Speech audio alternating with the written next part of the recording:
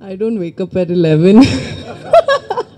I'm a Hyderabadi too. Well, thank you, Milan, for having me here.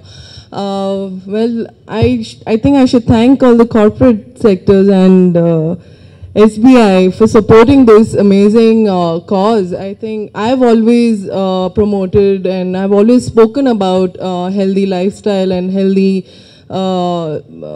lifestyle in general. Having sports, it should be a part of your daily life. And I think I just came to know that women feel guilty. Well, I didn't know that.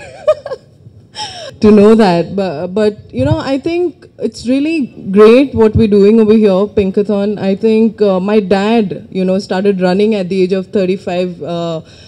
He started running with me, when I was training. So I can surely say that yes, if women are healthy, I think the whole family, their families also follow suit. So I think this is what we need to promote. We need to have a healthy society so that our future generation, our children, come into a healthy world and have a healthy life and with no problems.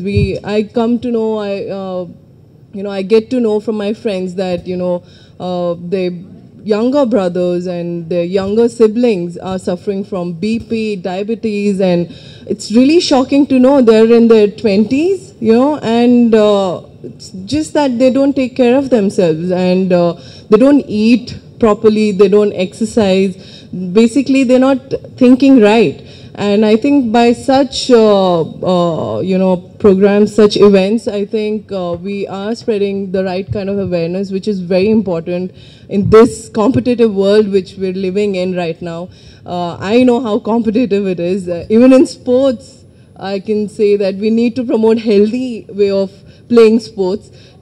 Sometimes people get too desperate to achieve what they want, and then, they go on to artificial supplements, and then we hear about dope and steroids.